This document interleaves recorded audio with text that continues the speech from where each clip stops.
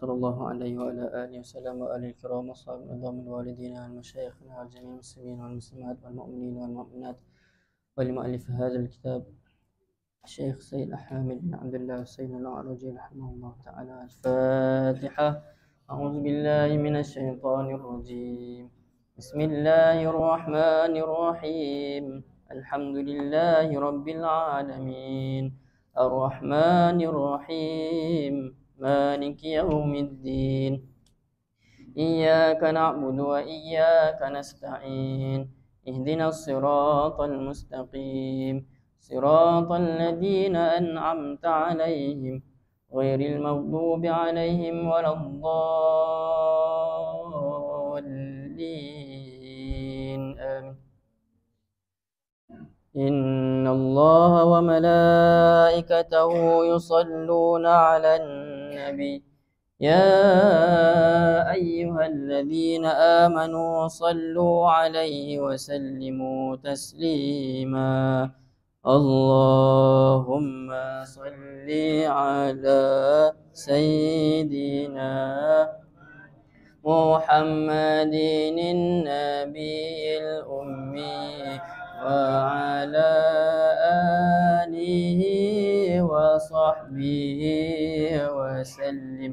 اللهم صل على سيدنا محمد النبي الأمي وعلى آله وصحبه وسلم. اللهم صل على محمد النبي الأمي وعلى آله وصحبه وسلم. بسم الله الرحمن الرحيم. الحمد لله رب العالمين وبه نستعين على أمور الدنيا والدين والصلاة والسلام على أشرف الأنبياء والمرسلين سيدنا وحبيبنا وشفيعنا وذخرنا ومولانا محمد وعلى آله الأكرمين ورضي الله عن أصحابه وعن التابعين. سبحانك لا علم لنا إلا ما علمتنا إنك أنت العليم الحكيم ولا حول ولا قوة إلا بالله العلي العظيم. رب اشرح لنا صدورنا ويسر لنا أمورنا واحلل عقدة من ألسنتنا يفقه أقوالنا. ثم أما بعد. السلام عليكم ورحمة الله وبركاته.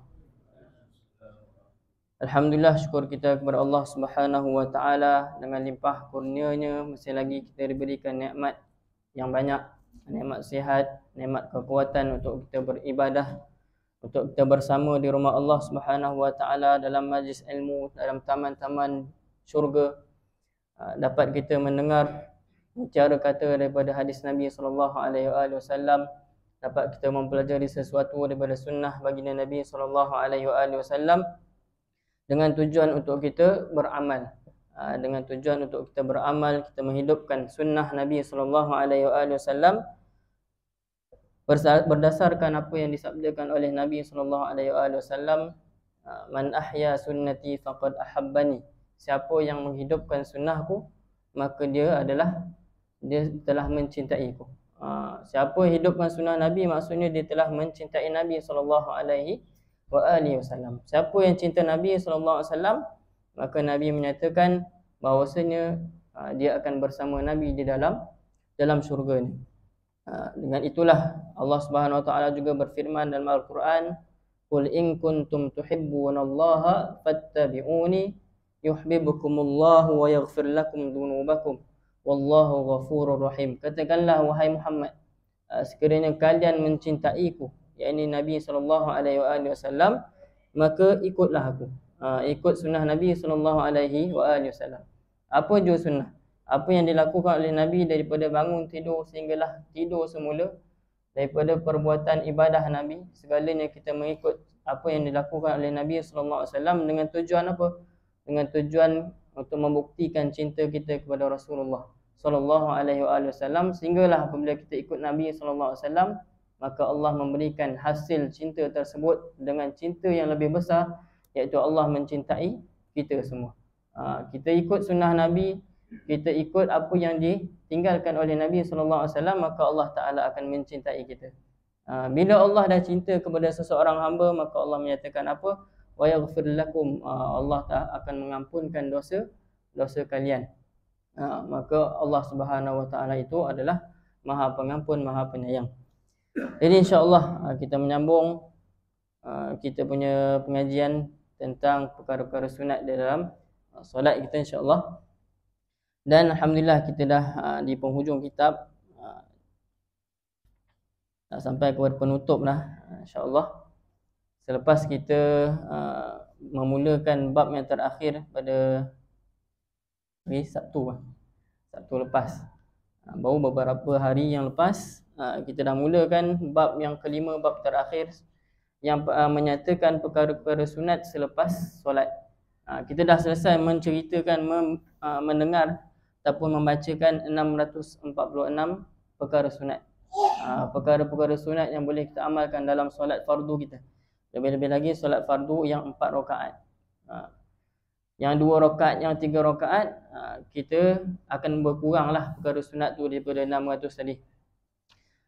Jadi insya-Allah hari Sabtu yang lepas kita dah menyatakan fasal yang pertama, iaitu pada menyatakan sunat-sunat selepas solat, pada wiridnya dan pada doanya. Okay. Kita dah bacakan sedikit tentang kelebihan-kelebihan zikir berdasarkan hadis Nabi, kan? Kita beramal semuanya berdasarkan dalil, berdasarkan apa yang dinyatakan oleh Nabi SAW, sehingga disebut disunatkan kita bila berzikir dan berdoa, kita berzikir dan berdoa dengan apa yang maksur. Maksur ni apa? Yang diamalkan oleh Nabi, yang ditinggalkan oleh Nabi SAW disebut dalam hadis Nabi. Maksudnya itu yang paling afdal. Yang selepas itu daripada apa yang orang cakap apa, ditulis oleh ulama', contohnya doa-doa yang ditulis oleh ulama' yang tak ada dalam hadis Nabi, Nabi pun tak doa dengan doa tersebut, itu yang selepas, kurang afdal lah daripada yang afdal tadi. Tetapi tidak ada salahnya bila kita nak beramal dengan amalan yang walaupun tidak ada daripada hadis Nabi SAW. Kemudian kita menyatakan daripada selepas kita memberi salam, kedudukan diri kaki kita lah, kedudukan kaki kita hendaklah tetap, kan? Hendaklah tetap sebelum kita menyelesaikan zikir yang tertentu, kan? Ada zikir yang kita dah habis baca zikir tersebut, baru kita habiskan, baru kita alih kita punya kaki, kan? Semua dah makruf dah, semua dah tahu. Sebenarnya sepanjang kita beramal, kan, sepanjang hidup kita, alhamdulillah jadi kebiasaan lah, jadi kebiasaan di masjid, di surau, imam pun dah tunjuk contoh teladan yang baik. Itu satu perkara yang mulia lah. Iaitu apa? Apabila habis kita memberi salam, kita tak terus bangun dengan adab, kan? Kita dah habis solat pun ada adab yang tak kita jaga dengan sebaiknya, kan? Selepas solat kita beristighfar, mohon keampunan Allah. Boleh jadi dalam solat tadi kita leka dan lalai, kita ingat perkara selain Allah Ta'ala. Sedangkan dalam solat itu perlunya hadir hati kita, khusyuk, hati kita perlu khusyuk di hadapan Allah Ta'ala, takutnya di hadapan Allah Ta'ala. Tetapi disebabkan kelalaian, kelekaan, ingat akan dunia, maka kita lupa Allah Ta'ala. Kita mohon keampunan Allah Ta'ala, istighfar kita kepada Allah Subhanahu Wa Ta'ala. Kemudian kita menyebut tentang membaca la ilaha illallah lahu la syarikalah sebanyak 10 kali, kan? Kemudian kita membaca Allahumma ajirna minan nar, Allahumma ajirna minan nar sebanyak 10 kali selepas subuh dan maghrib. 7 kali, Dan semua itu ada kelebihan, dan daripada hadis Nabi SAW disebut tentang kelebihan-kelebihan tersebut. Kita dah nyatakan, bila kita menyatakan seseorang yang membaca Allahumma ajirna minan nar, itu merupakan sesuatu yang diucapkan oleh Nabi SAW kepada seorang sahabat yang bernama Muslim bin Haris. Kita ulang sedikitlah. Muslim bin Haris as-Sahabi. Dalam riwayat hadis tersebut, Nabi membisikkan kepada Muslim bin Haris. Apa yang Nabi bisikkan? Apabila engkau selesai mendirikan solat maghrib, maka katakanlah Allahumma ajirni minan nar sebanyak 7 kali. Sesungguhnya sekiranya engkau mengucapkan yang demikian, maka kemudian kamu mati pada malam tersebut. Kita ucapkan lepas maghrib, kemudian Allah takdirkan kematian pada malam tersebut, maka akan dituliskan baginya pelepasan, dijauhkan daripada api neraka. Kan, sebab apa? Daripada ucapan ataupun zikir tersebut pun kita sebut, ya Allah, jauhkan kami, jauhkan aku daripada api neraka. Doa kita tu. Dan itu diajarkan oleh Nabi kepada para sahabat. Nak kata kita kena sungguh-sungguh mohon daripada Allah Ta'ala, berlindung dengan Allah daripada azab seksaan api neraka. Dan apabila kau selesai solat subuh, maka katakan sedemikian. Maksudnya selepas 2 solat ni, maghrib dan subuh, ucapkanlah Allahumma ajirni minan nar 7 kali. Solat-solat yang lain boleh juga diucapkan, kan? Tak ada masalah pun, walaupun disebut subuh dan maghrib. Kadang-kadang hari ni orang tengok hadis sebut maghrib, subuh. Bila waktu lain dia kata tak boleh. Itu maksudnya kefahaman dia tak betul lagi lah. Kemudian daripada zikir la ilaha illallah wahdahu la syarikalah, kita menyebut itu antara zikir yang terbaik. Sehingga Nabi menyatakan apa? Sebaik-baik apa yang aku baca, aku sebut, aku dan para Nabi sebut.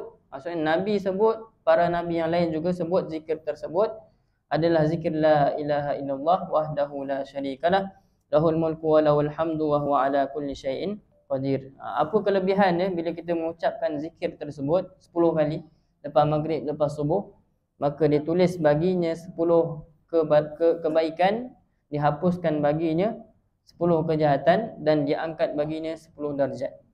Kan? Dan pada hari tersebut, hari dia baca tu, maka dia akan dipelihara oleh Allah Ta'ala daripada segala perkara yang tidak diingini. Segala perkara yang buruk tidak akan berlaku, dipelihara oleh Allah Subhanahu Wa Ta'ala, dan dipelihara daripada gangguan syaitan. Kan? Sehingga tidak dicatatkan, bukan tidak dicatatkan, maksudnya dipelihara daripada melakukan dosa pada hari tersebut, melainkan sekiranya dia melakukan syirik kepada Allah Ta'ala. Nak menyatakan besar ganjaran bila kita mengucapkan zikir-zikir selepas solat kita. Bukan kata tak ada faedah selepas wirid. Sehinggalah kita selesai pada fasal yang pertama. Kita ada menyebut sedikit berkaitan dengan doa. Berkaitan doa ni kadang-kadang bukan doa sajalah. Sebenarnya zikir, doa ni bila kita berada di tempat yang tak ramai orang, kita boleh rasakanlah beza suasana bila nak berzikir. Kan? Bila suasana dalam surau masjid, ramai orang, imam pun baca, kita pun ikut. Kan? Bila kita solat kat rumah contohnya, ini perbezaan suasana lah. Bila di rumah, sama tak kita menyewirid dengan di surau dan masjid? Kan? Termasuklah yang jadi imam ke, contoh dia solat kat rumah ni. Kan? Contohlah. Benda tu menjadi, orang cakap apa? Beza dia jauh lah. Kan? Kat surau, kat masjid, dia boleh berzikir, berwirid panjang. Kan? Suasana kan, semangat. Tetapi bila zikir dia seorang-seorang, zikir dia di tempat yang tak ramai orang, maka dia punya semangat tu dah berkurang. Sebab itulah Nabi SAW sangat menggalakkan, kan, kita ni, kalau kaum lelaki, untuk berjemaah di surau dan masjid. Berzikir ramai-ramai, tak ada salahnya. Kan? Ada orang marah berzikir ramai-ramai, ganggu orang beribadah. Tapi suasana kita ni dah jadi kebiasaan, dan kita melihat keadaan tu tidak mengganggu pun orang yang lain. Maka berzikirlah di tempat yang menyebabkan kita untuk semangat berzikir. Kan? Belum lagi pergi kat tempat-tempat yang ada, orang cakap apa, majlis zikir, kan? Lain, beza. Suasana mereka berzikir tu tak sama. Beribu-ribu. Kita yang berzikir sikit ni, rasa benda tu satu perkara yang orang cakap apa, susah lah kita nak buat. Tetapi bagi mereka yang dah berzikir dengan jumlah yang banyak tu menjadi kebiasaan, sehingga benda itu ringan bagi mereka. Itulah bezanya. Sehingga kan nanti masuk bulan Ramadan, kita banyak dengar tentang kisah para ulama mengkhatamkan Quran. Sehari 2 kali khatam Quran. Boleh? Kita sehari 2 kali. Sebulan pun tak habis, kan? Setahun pun boleh jadi tak habis. Itu kita lah perbezaan. Tapi bila dengar ulama punya kisah para solihin, punya kisah bila membaca Al-Quran, dapat khatam 2 kali, berapa kali sehari boleh khatam Quran, kan? Benda tu kalau kita fikir macam mustahil, tapi tidak mustahil bagi orang yang dah merasa nikmat dalam beramal, dah berasa manisnya dalam beramal ibadah. Ada yang solat beratus rakaat, kan? Bila kita dengar tentang para wali, bila solat mereka beratus rakaat. Bila sakit kurang sikit tapi tetap beratus lagi. Tapi kita dalam solat tarawih pun kita dah orang cakap apa? Duduk lama. Kan imam dah bangun, nak tunggu rukuk baru kita bangun. Itu bezalah. Beza kita dalam beramal kepada Allah Subhanahu Wa Taala. Bezanya kerana apa? Kerana ilmu. Jadi hari ini alhamdulillah kita mengetahui daripada perkara-perkara sunat. Jadi kita ada ilmu lah tentang perkara-perkara sunat. Kita ada ilmu tentang kelebihan. Sebab itu dalam hadis Nabi SAW ni ada bahagian-bahagian, ada jenis-jenis hadis, kan? Sehingga ada ditulis satu kitab tu yang menghimpunkan tentang hadis-hadis At-Targhib wa Tarhib, kan? Imam Al-Munziri dia ada karang kitab berkaitan hadis-hadis yang memberi galakan. Beri galakan ni maksudnya apa? Cerita tentang kelebihan amal.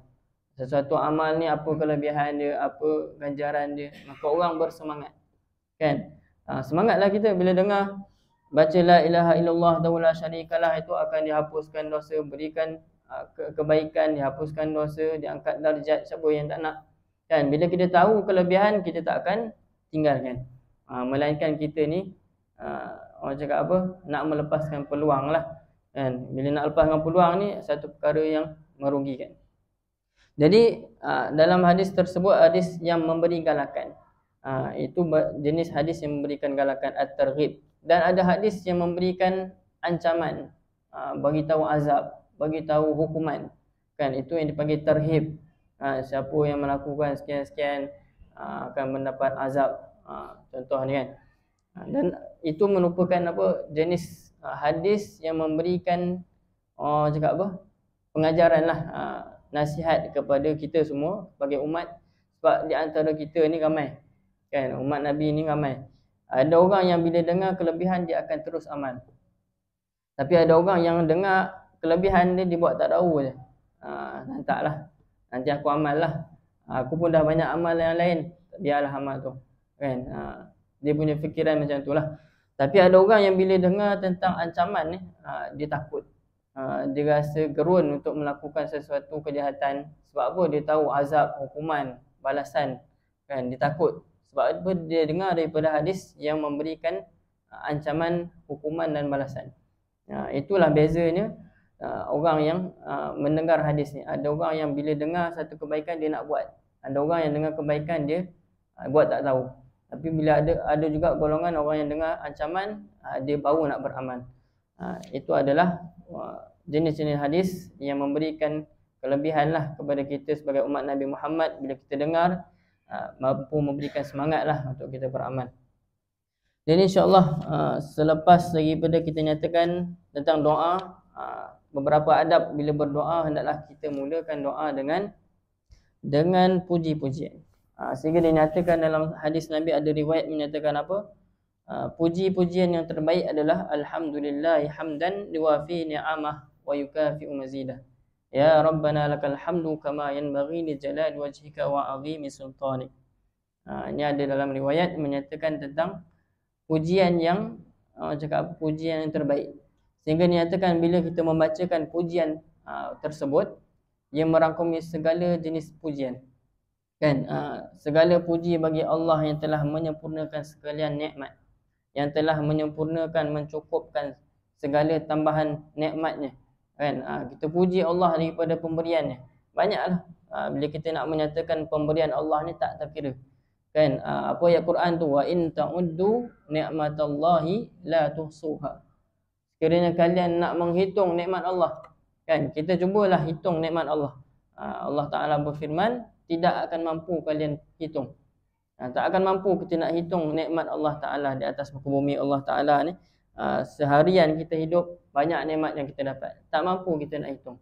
Kan? Kalau kita cubalah hitung sekalipun tak akan mampu. Maka kita berdoa dengan doa yang disebutkan tadi, itu merupakan sebaik-baik pujian lah.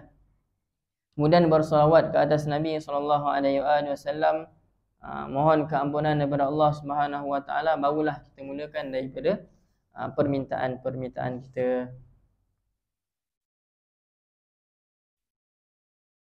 Dan kita dah sampai kepada Allahumma ajirni minan nar, ya. Sampai kepada zikir tersebut, selesai fasal yang kedua. InsyaAllah kita sambung fasal yang terakhir, ya. InsyaAllah lah, kalau sampai malam ni baiklah kita khatam. Okey, fasal yang ketiga pada menyatakan zikir-zikir yang diucapkan pada awal siang dan awal malam.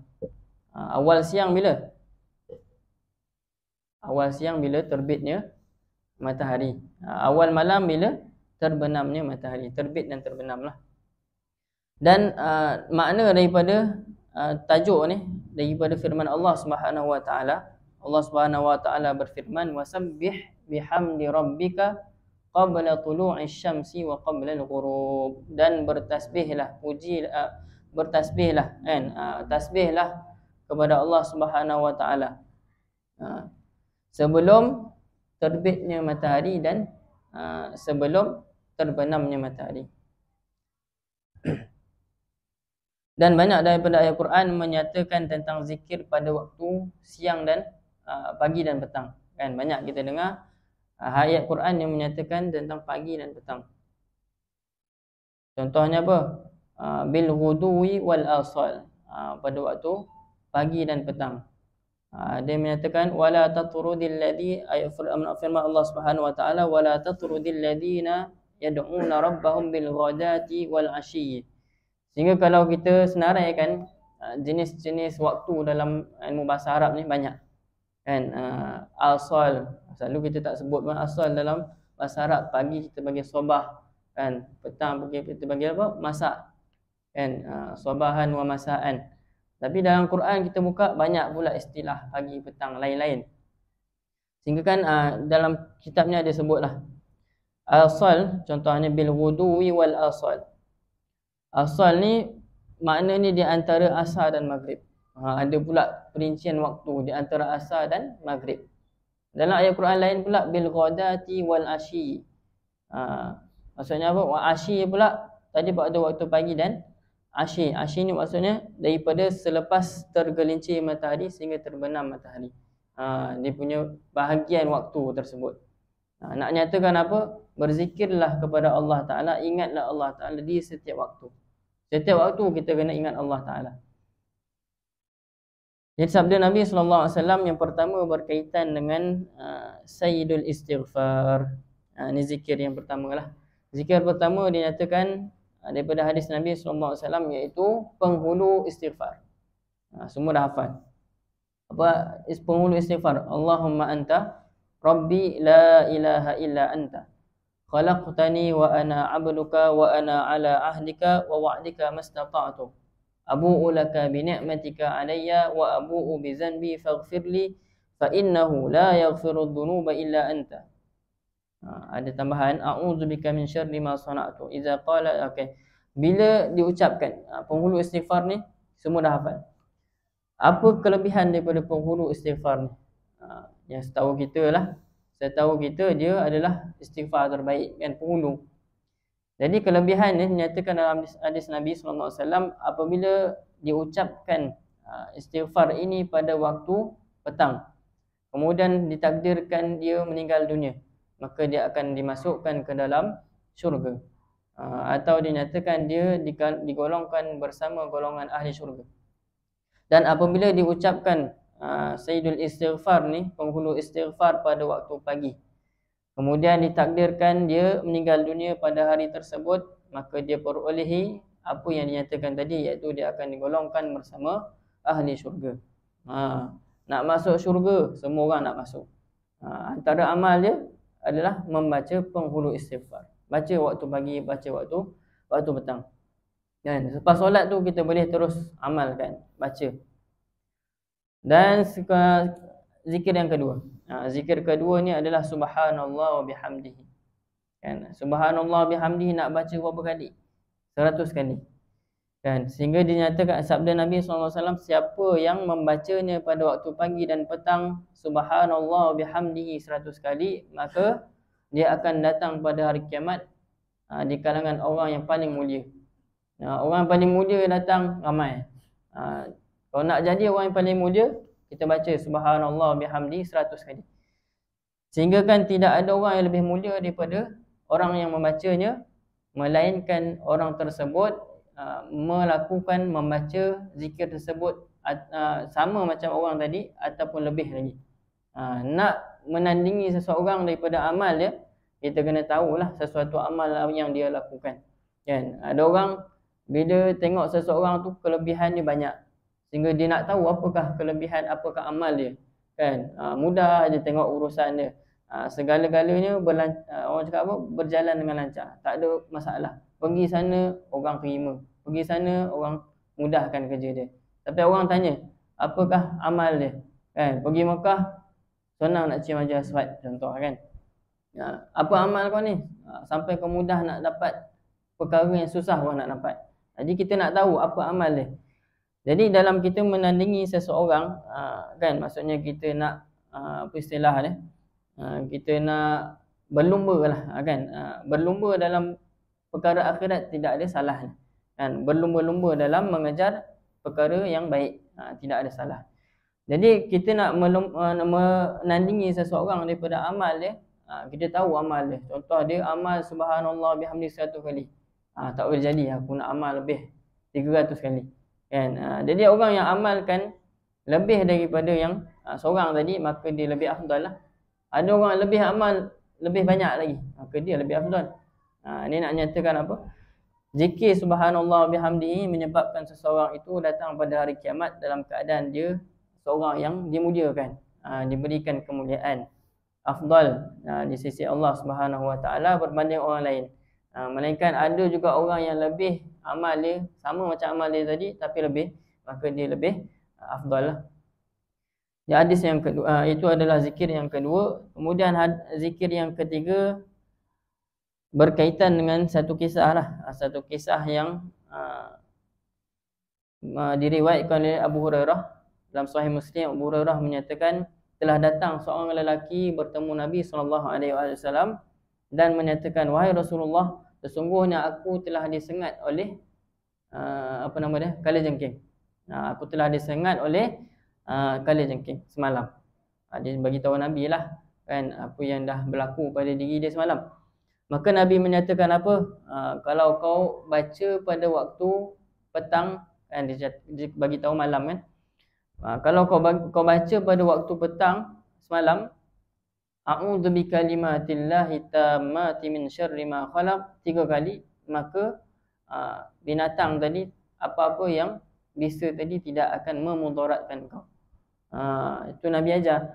Nabi ajar bila kita nak berlindung daripada sesuatu yang menyakitkan, kita baca a'udzu bikalimatillah at-tammati min syarri ma khalaq 3 kali.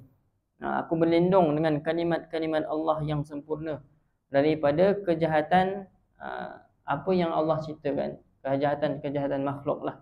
Maka akan dijaga oleh Allah Ta'ala, sesuatu itu tidak akan memudaratkan dirinya.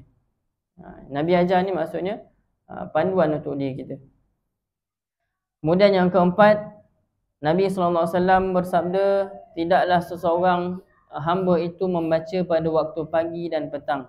Ini biasalah kita baca bismillahilladzi la yadurru ma'asmihi syai'un fil ardi wala fis sama'i wa huwas samiul alim 3 kali. Tak banyak pun, 3 kali sahaja. Maka tidak akan memudaratkannya akan sesuatu. Tidak ada sesuatu yang mampu memudaratkan hamba itu apabila kita membaca bismillahilladzi la yadurru ma'asmihi syai'un fil ardi wala fis sama'i wa huwas samiul alim. Dan kalau kita nyatakan tentang zikir-zikir ni, kita dah selalu dengar, mungkin kita lupa akan kelebihan dia, kan? Banyak dinyatakan dalam kitab Imam An-Nawawi. Siapa yang nak lebih lah, yang dalam kitab ni dibagi tahu sikit-sikit ya. benda-benda yang penting ataupun benda yang mudah ni amalkan. Dalam kitab Imam Nawawi, kitab Al-Azkar, kan, kitab Al-Azkar, kitab zikir-zikir. Dihimpunkan segala jenis zikir, doa-doa dalam kitab Imam Nawawi. Daripada hadis Nabi, semua daripada hadis Nabi sallallahu alaihi wasallam. Kemudian yang kelima, ini kita dengar ni, walaupun banyak kita nak tahu, dan kalau boleh, kalau mampu kita amal lah. Yang kelima daripada zikir, raditu billahi rabba. Dan kalau kita perasan lah, kalau kita perasan orang yang ada amal maksurat kan, maksurat, apa lagi, kitab-kitab yang ada zikir dan doa ni, antaranya maksurat lah, semua ada. Apa yang kita baca ni semua dah ada dimasukkan di dalam kitab kitab tadi, maksurat tadi. Ada kan, surahnya mesti ada. Siapa yang membacanya pada waktu petang, raditu billahi rabba wa bil islami dina wa bi Muhammadin nabiyyan wa rasula. Aku redha Allah sebagai Tuhan. Kita menyatakan redha kita. Aku redha Allah sebagai Tuhanku, Islam sebagai agamaku, dan Nabi Muhammad sallallahu alaihi wasallam adalah nabi dan rasul.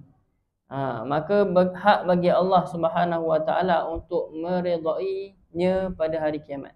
Allah akan redha kepada seseorang yang membaca raditu billahi rabba wa bil islami dina wa bi Muhammadin nabiyyan wa rasula. Bacalah pada waktu pagi, bacalah waktu petang. Dan siapa yang membaca pada waktu pagi dan petang, Allahumma inni asbahtu ushiduka wa ushidu hamalata arshika wa malaikataka wa jami'i khalqika annaka antallah la ilaha illa anta wa anna Muhammadan abduka wa rasuluka, maka Allah Ta'ala akan membebaskannya daripada api neraka. Dalam hadis ini menyebut siapa yang baca sekali, Allah bebaskan 1/4 daripada 1/4 lah, dia punya istilah dia, daripada api neraka. Siapa yang sebut 2 kali, maka dibebaskan separuh dirinya daripada api neraka. Siapa yang ucapkan 3 kali, maka Allah Ta'ala akan membebaskan 1/3 dirinya daripada api neraka. Dan siapa yang mengucapkannya 4 kali, maka Allah Ta'ala akan bebaskan keseluruhan dirinya, jasad, tubuh badannya daripada api neraka. Dia baca berapa kali? 4 kali lah. Baca 4 kali. Ini semuanya ada dalam riwayat hadis Nabi SAW. Nak menunjukkan bila kita dengar, kita baca hadis, kita baca zikir-zikir yang nyatakan dalam hadis Nabi ni, makna dia pun dah sangat cantik lah. Belilah kitab-kitab zikir yang ada makna tu, sehingga kita bila kita berzikir, kita mampu untuk memahami makna, kita mampu untuk menghayati makna. Antara maknanya apa? Ya Allah Tuhanku, sesungguhnya aku berpagi dan aku bersaksi kepadamu, aku bersaksi dengan pemikul arasy-Mu dan para malaikatmu dan semua makhlukmu, sesungguhnya engkau adalah Allah. Kita menyatakan pengakuan kita di hadapan Allah Ta'ala. Kita berpagi, kita berpetang. Sebab tu ada istilah Allahumma inni asbahtu, Allahumma inni amsaitu. Ya Allah aku berpagi, ya Allah aku berpetang. Maksudnya apa? Pada waktu pagi dan petang kita menyatakan pengakuan kita di hadapan Allah Ta'ala. Kita menyatakan bahawasanya diri kita mengharapkan Allah. Kan, seharian kita adalah semuanya bergantung kepada Allah. Kan, daripada bangun tidur kita, apa yang kita buat, kita doa, memuji Allah Ta'ala. Puji Allah Ta'ala yang telah menghidupkan kita setelah mematikan kita. Lepas kita doa, kita berwuduk, kita bersedia untuk bersolat dan sebagainya. Itu membuktikan kita ni sebagai hamba Allah. Hamba ni tujuannya Allah cipta adalah untuk beribadah. Jadi kalau kita terlupa tugas kita sebagai hamba, maka sama-samalah kita ingatkan. Tugas kita adalah beribadah. Apa jua ibadah kebaikan kita buat dengan tujuan apa? Dengan tujuan untuk membenarkan apa yang kita hidup di atas muka bumi. Dengan tujuan itulah kita dihidupkan, dengan tujuan untuk beribadah. Jadi tadi tu antara zikir yang kelima, keenam. Kemudian zikir yang ketujuh, Allahumma ma asbaha bi min ni'matin aw bi ahadin min khalqika faminka wahdaka la syarika lak. Ini pengakuan kita menyatakan segala nikmat pemberian Allah Ta'ala itu kepada sekalian makhluk, kepada kita sendiri, adalah datangnya daripadamu ya Allah. Tidak ada sekutu bagimu. Bagimu segala pujian, bagimu segala kesyukuran.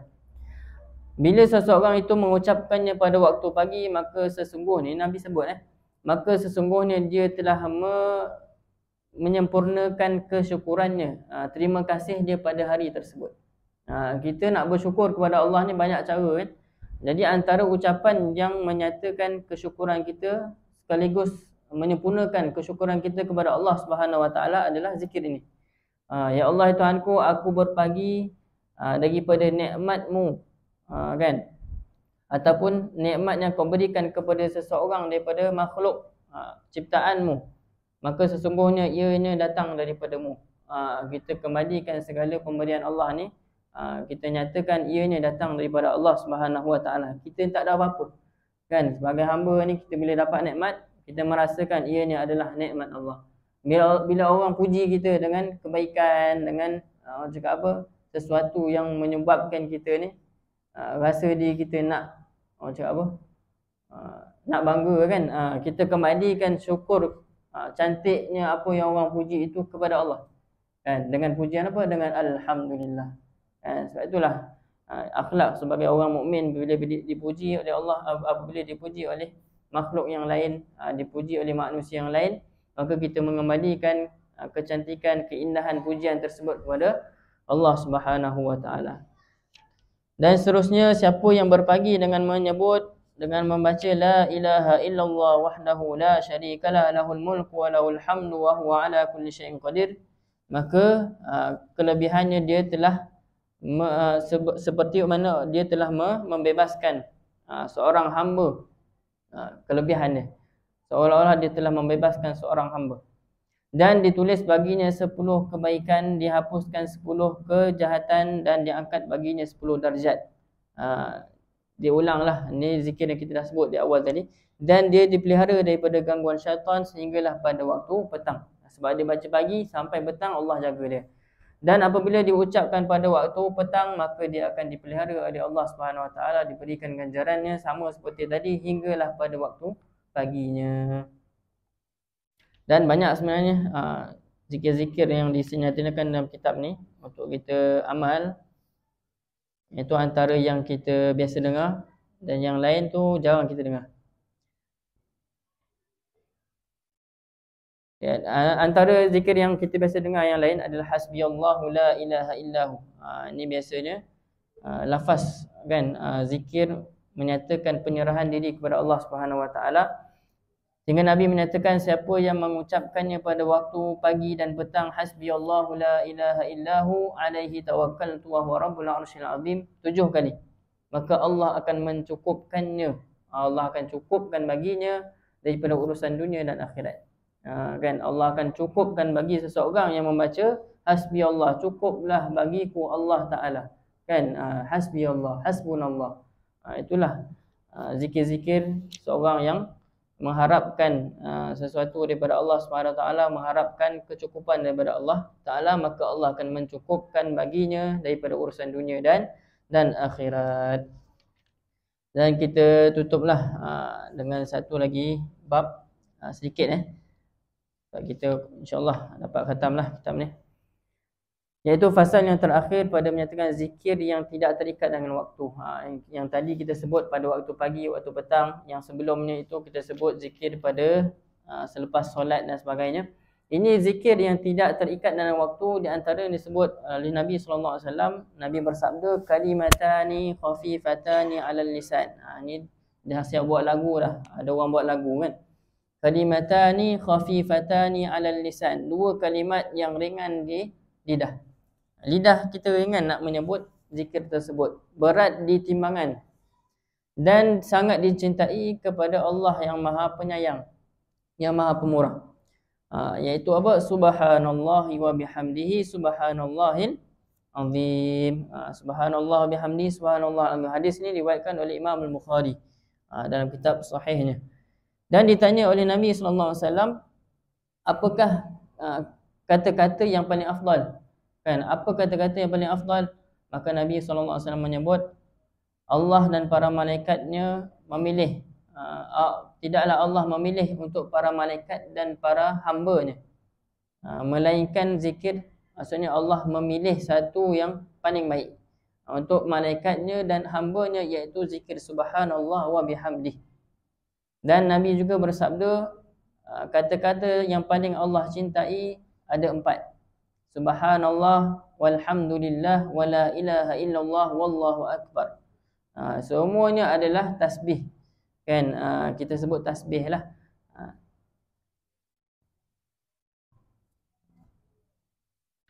Dan satu lagi berkaitan dengan seorang isteri Nabi SAW.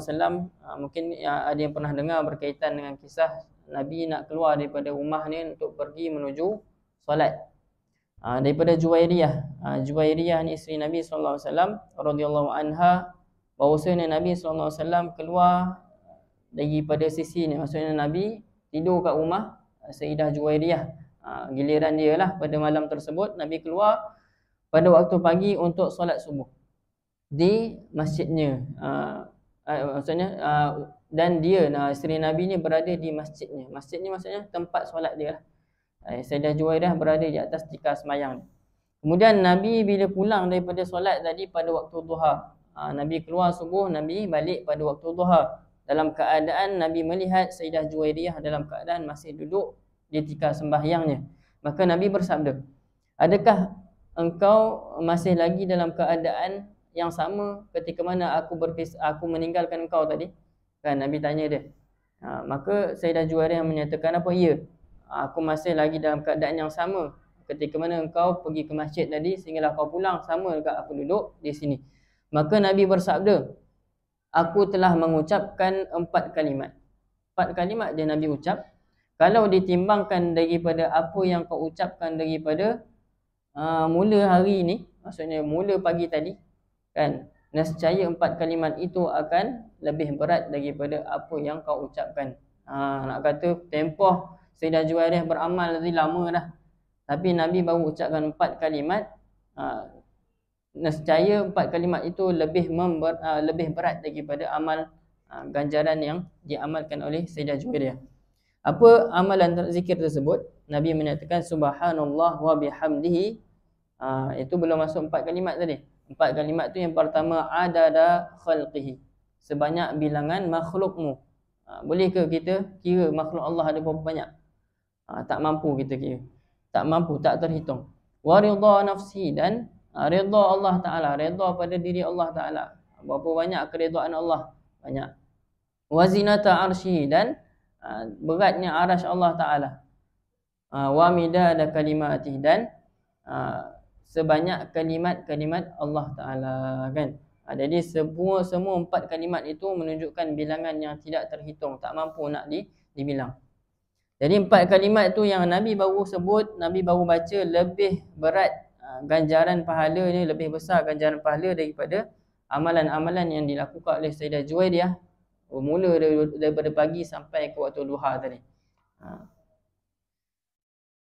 Dan dalam kitab Imam Tirmizi ada menyebut, tidakkah ingin aku ajarkan kepada engkau, Nabi sebutlah dalam nafas daripada kitab Imam Tirmizi, kitab hadisnya, Nabi menyatakan, tidakkah ingin aku mengajarkan kepada engkau wahai Sayyidah Juwairiyah kalimat-kalimat apabila engkau mengucapkannya, yang kau akan ucapkannya, iaitu subhanallah adada khalqihi, subhanallah adada khalqihi, subhanallah adada khalqihi. Diulang sebanyak 3 kali.